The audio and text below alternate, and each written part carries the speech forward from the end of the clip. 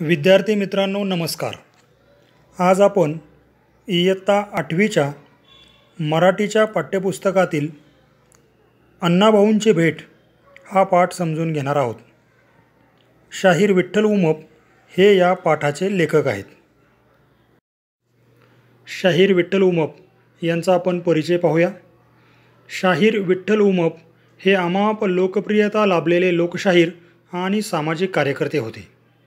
त्यांनी स्वतःच्या कलेमधून आयुष्यभर डॉक्टर बाबासाहेब आंबेडकरांचे विचार आणि कार्य यांचा प्रसार केला। त्यांच्या नावावर 1000हून अधिक लोकगीते आहेत। त्यांनी 10 चित्रपटांमध्येही काम केले आहे।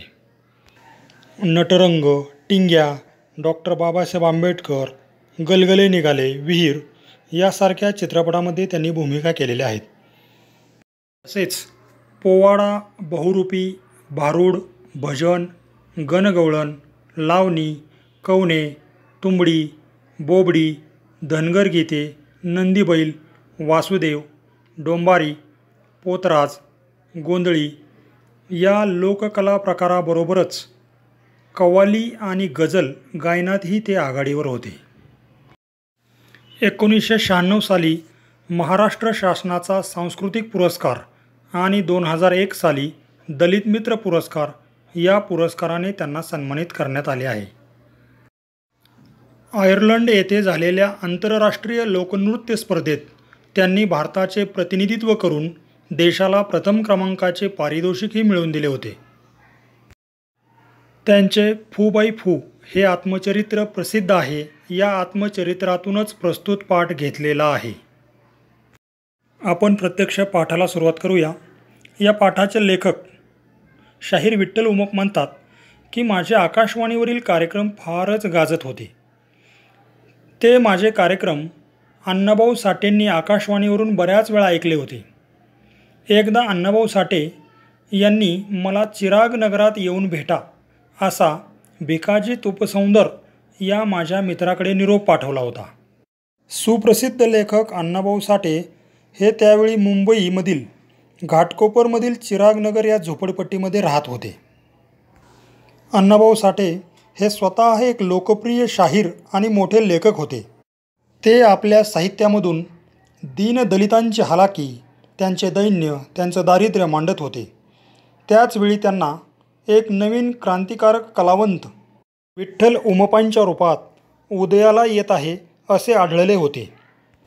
दीनदलितांच्या उद्धाराच्या कार्याला उमप पुढे नेऊ शकणार होते म्हणून त्यांना भेटण्याची अण्णांना ओढ लागलेली होती।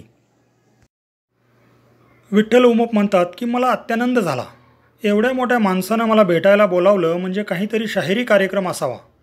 दुसऱ्या सायंकाळी 4च्या सुमारास चिरागनगरीची खाचखळग्यांची ओबडधोबड वाट तुडवत अण्णांचं घर विचारत विचारत लेखक विठ्ठल उमप एका झोपड्यापाशी आले। त्या झोपड्याच्या दारात वलानीला बाळवती सुकत घालत असलेल्या बाईला अण्णाभाऊ साठेंचं घर कोणतं म्हणून विचारलं। वलानी म्हणजे कपडे वाळत घालण्याची दोरी आणि बाळवती म्हणजे नुकत्याच जन्मलेल्या बाळाला गुंडाळून ठेवण्याचे कपडे।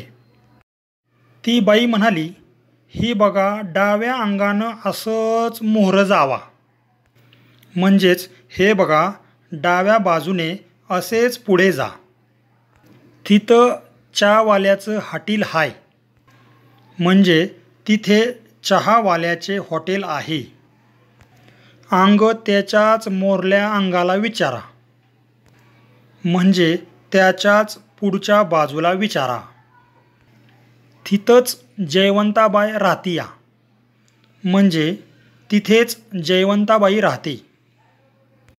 लेखक म्हणाले, अहो ताई मी अण्णाभाऊ साठेंचं घर विचारतोय।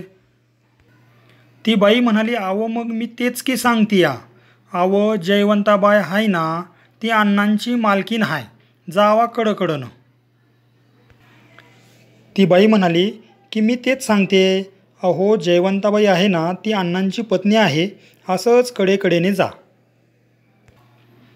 चिरागनगरातील ही वाट सदान कदा चिखल पाण्यात लोळत पडलीया, कडकडनच जावा, म्हणजे चिरागनगरातील ही वाट नेहमीच चिखल पाण्यात लोळत पडलेली असते, तुम्ही कडेकडेने जा। लेखक म्हणतात, मी पुढे नेमका चहाच्या हॉटेलजवळ गेलो. चहावाल्याला विचारलं, अण्णाभाऊ साठेंचं घर कोणतं? तो म्हणाला, ओ क्या वो 5वा झोपडा आहे ना, वहाच अण्णा रहता है. त्यानं दुरूनच घर दाखवलं. लेखक म्हणतात, मी झोपड्याच्या दारात जाऊन पोहोचलो. दारातून अण्णाभाऊंना हाक मारली. 4.5 फूट उंचीची माझ्यासारखीच काळीसावळी मूर्ती घामेजलेल्या अंगानंच बाहेर आली. अण्णाभाऊंना मी प्रथमच पाहत होतो. त्यांनी मला ओळखलं. तुम्ही विठ्ठल उमप शाहीर ना? लेखक होय म्हणाले. अण्णा म्हणाले, या. असं म्हणून अण्णांनी लेखक शाहीर उमप यांना झोपडीत नेलं. ऐशारामात राहता येणं शक्य असूनसुद्धा अण्णाभाऊ साठे झोपडीत राहत. दीन दुबळ्यांविषयी त्यांना खरोखरीच कळवळा होता. त्यांच्या व्यथा, वेदना, सुखदुःखे साहित्यातून मांडावीत असं अण्णांना वाटे. गरिबांची वास्तव स्थिती दाखवायची असेल तर त्या गरिबीचा स्वतः देखील अनुभव घ्यायला हवा, हे अण्णांचं मत होतं. लेखक म्हणतात, अण्णांनी मला मोडक्या बाजावर बसायला सांगितलं. अण्णांनी आपलं मळकं गंजी फ्राक म्हणजे बनियन घातलं आणि अण्णा आणि लेखक दोघं झोपडीच्या बाहेर आले. मला अण्णाभाऊंचं घर दाखवलं. त्याच चहावाल्याच्या हॉटेलात अण्णांनी चहा दिला.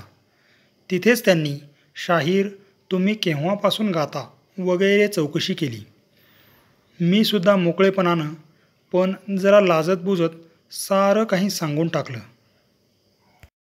लेखक आणि अण्णा या दोघांमध्ये बराच वेळ गप्पा झाल्या. अण्णांना खूप बरं वाटलं. दोघांनी मिळून चहा घेतला. अण्णा म्हणाले, तुम्ही फार चांगलं गाता. तुमच्या रचना आकाशवाणीवरून ऐकल्या. तुमच्या बुलंद पहाडी आवाजाने मला मोहून टाकलं. तुमच्या वागणुकीची, वर्तनाची इतरांकडून माहिती मिळाली. तुमच्यामधल्या आवाजाचा गोडवा मी अनेकदा चाखला विठ्ठलराव. मला राहावेच ना, तुम्हाला केव्हा भेटेन असं सारखं वाटत होतं. तो सुदिन आज उगवला. दीन दलितांच्या उद्धाराच्या कार्याला उमप पुढे नेऊ शकणार होते, म्हणून त्यांना भेटण्याची अण्णांना ओढ लागली होती. तो भेटीचा दिवस प्रत्यक्ष आला होता, म्हणून अण्णा त्या दिवसाला सुदिन उगवला असे म्हणतात. लेखक म्हणाले, अण्णाभाऊंची व माझी पहिली भेट 1963 किंवा 64 सालात झाली असावी.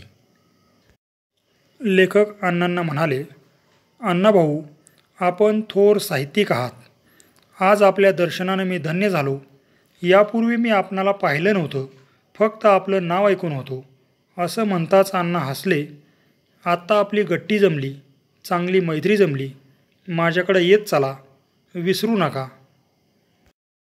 अण्णाभाऊ साठे आणि विठ्ठल उमप हे दोघेही डॉक्टर बाबासाहेब आंबेडकर यांचे निष्ठावान अनुयायी होते. दोघांनीही दीनदलितांच्या दुःखाचं विदारक वर्णन आपल्या साहित्यातून केलेलं आहे. लेखक म्हणतात, एवढ्या मोठ्या शाहिरानं आपलेपणानं मला जवळ केलं. जणू काही फार वर्षांची ओळख आहे, अशाच पद्धतीनं माझ्याशी त्यांचं बोलणं वागणं चाललं होतं. पहिल्याच भेटीत मी त्यांच्या प्रेमात पडलो. अण्णांचा निरोप घेऊन लेखक घरी आले. तिसऱ्या दिवशी अण्णांच्या भेटीला गेले असता मोडक्या टेबलावर तुटक्या खुर्चीत बसून एका दांडीला धागा बांधलेला तुटका चष्मा डोळ्याला लावून अण्णा लिहित होते. जेव्हा जेव्हा मी जाई तेव्हा ते लिहितच असत. 5-1 मिनटं मी आतल्या एका बाजूला उभा होतो. तिथं पाणी साठलेलं एक छोटं डबकं होतं. अण्णा खूप महान लेखक होते. त्यांच्या कथा कादंबऱ्या गाजत होत्या. ते सतत लिहित बसलेले असत. लिहिताना लागणारा चष्माही मोडका होता. अशा दैन्याच्या अवस्थेमध्ये अण्णा राहत असत. अण्णांच्या झोपडीचं विदारक वर्णन करताना लेखक म्हणतात, चुलीजवळ साठे वहिनी गालाला हात लावून विचारमग्न बसलेल्या होत्या. त्यांच्याजवळच एक तांब्या, एकच जर्मनचं ताट, एक डेचकी असा हा संसार तोंड वासून पडलेला. चुलीत अर्धी कोळसा झालेली लाकडे होती. अण्णांच्या वलानीला बऱ्यापैकी एक सदरा लेंगा हँगरला लोंबकळत होता. जर्मनचं ताट म्हणजे ॲल्युमिनियमचे ताट. डेचकी म्हणजे मडक्यासारखं परंतु उभट गोल भांडे. तोंड वासून पडणे म्हणजे अत्यंत निराशेने चेहरा निश्चल ठेवून पडून राहणे. वलानीला म्हणजे कपडे वाळत घालण्याच्या दोरीवर. अण्णांच्या समोर एक पुतळा होता. तो गोरकीचाच असावा, कारण मी खूप जणांकडून ऐकलं होतं की अण्णा गोरकीला गुरु मानतात, तो त्यांचा आदर्श आहे वगैरे. हे दृश्य पाहत असताना एकाएकी मजकडे अण्णांनी पाहिलं. केव्हा आलात विचारलं. नुकताच आलो असं मी सांगितलं. नुकताच म्हणजे आत्ताच. मॅक्झिम गॉर्की हे रशियन लेखक आहेत. साहित्याच्या क्षेत्रामध्ये अण्णा मॅक्झिम गॉर्की यांना आपले गुरु मानतात.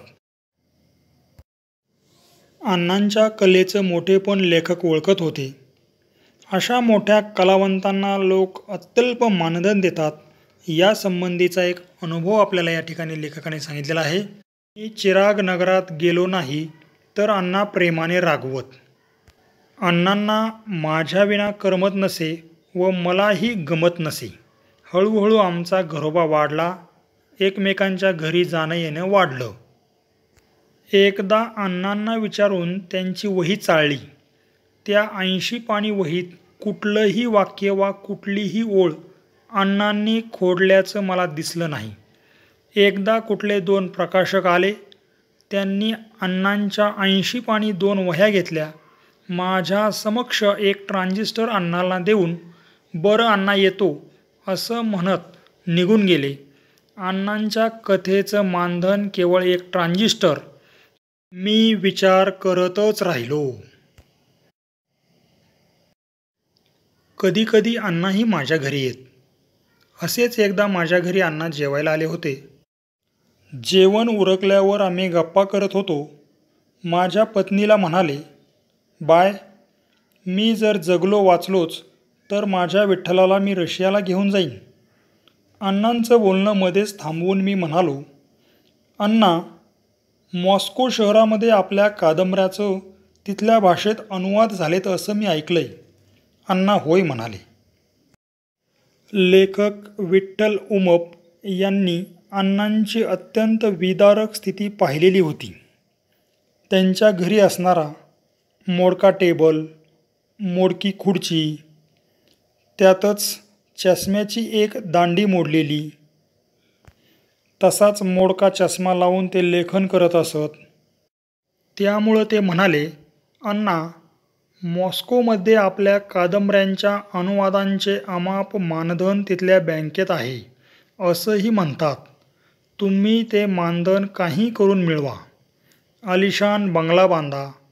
त्यात डायनिंग टेबल, कोच, बेडरूम, पुस्तकांची कपाटं, सगळं थाटामाटाचं करता येईल.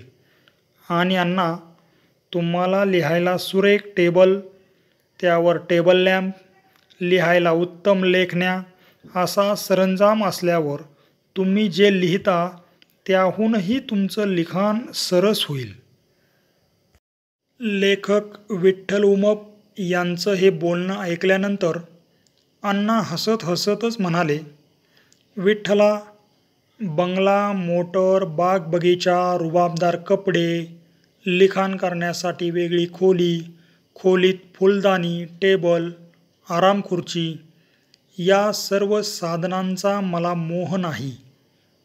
अरे, झोपड्यात दीनदलितांची दुःख मला अनुभवायला मिळतात. गोरगरिबांची पोटतिडकीची भाषा, त्यांचं जीवनमान, तिथली वास्तवता मी झोपडीतच राहून लिहू शकेन. बंगल्यात मला एक अक्षरही सुचणार नाही.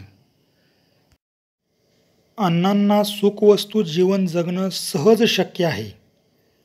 तरीही दीनदुबळ्यांच्याच जगात कायम वास्तव्य करण्याचा विचार अण्णा आग्रहाने मांडतात. ते म्हणतात, बंगल्यात ओढून ताणून काल्पनिक लेखन होईल. झोपडीत उपाशी पोटं कशी जगतात. पावसाळ्यात झोपडं गळतं तेव्हा त्या पाण्याखाली टेचकी, भगुलं, परात कशी लावली जाते. थंडीच्या महिन्यात दीनदुबळ्यांना थंडीत कुडकुडत बसावं लागतं. इथं दुःखाला झेलत जगणारी माणसे, त्यांची पालं, त्यांच्या हाणामाऱ्या. विठ्ठल, काय सांगू अरे, वास्तवानं ओतप्रोत भरलेल्या या दुबळ्या जगाचं सत्य साहित्य मला बंगल्यात बसून लिहिता येणार नाही. ओढून ताणून लिखाण करणे म्हणजे जबरदस्तीनं लिखाण करणे. ओतप्रोत भरणे म्हणजे पूर्णपणे भरलेलं असणे. टेचकी, भगुलं, परात ही घरातील भांडी आहेत. सुखवस्तू जीवनाचा त्याग करणारे आणि जाणून बुजून गरिबीत जीवन जगणारे अण्णा म्हणतात, माझ्या कादंबऱ्यांचं मानधन मॉस्कोतच राहू दे. त्या संपत्तीने मी बिघडून जाईन, गरिबीला विसरून जाईन, सत्य लिखाणाला पारका होईन, सत्य लिखाणापासून मी दूर जाईन, म्हणून मला ते मानधन नको. अण्णाभाऊंना अस्सल आणि वास्तव साहित्य निर्माण करायचे होते. यातूनच अण्णांचे मोठेपण दिसून येते. खरा साहित्यिक हा असाच असला पाहिजे. या पाठावर विचारला जाणारा कृती स्वाध्याय आपण पाहूया. आकृती पूर्ण करा. 1. अण्णाभाऊ साठे यांचे व्यक्तिमत्व विशेष. 2. झोपडीतील वास्तव. 3. अण्णांना या गोष्टींचा मोह नाही. 4. अण्णाभाऊ साठे यांचे राहण्याचे ठिकाण. 5. अण्णांनी विठ्ठल उमप यांच्या गायनाची सांगितलेली वैशिष्ट्ये.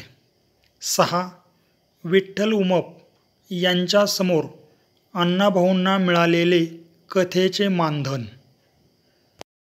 7. मॉस्कोतील मानधन स्वीकारल्यास अण्णांच्या मते अण्णांवर होणारे परिणाम. 8. अण्णाभाऊ व विठ्ठल उमप यांच्या पहिल्या भेटीचे वर्ष. 9. अण्णांच्या कादंबऱ्या अनुवादित झाले ते शहर. 10. अण्णांच्या घरात असणाऱ्या वस्तू. या पाठावरील स्वमत अभिव्यक्तीसाठी विचारले जाणारे प्रश्न. 1. अण्णाभाऊंसाठी असलेल्या सुदिनाचे महत्त्व तुमच्या शब्दात लिहा. 2. पाठाच्या आधारे विठ्ठल उमप यांचे शब्दचित्र रेखाटा. 3. अण्णाभाऊंच्या राहणीमानाचे वर्णन तुमच्या शब्दात करा. 4. प्रस्तुत पाठात उमप यांनी रेखाटलेले अण्णांचे शब्दचित्र वाचून तुमच्या मनात अण्णांविषयी कोणते विचार आले ते लिहा. धन्यवाद.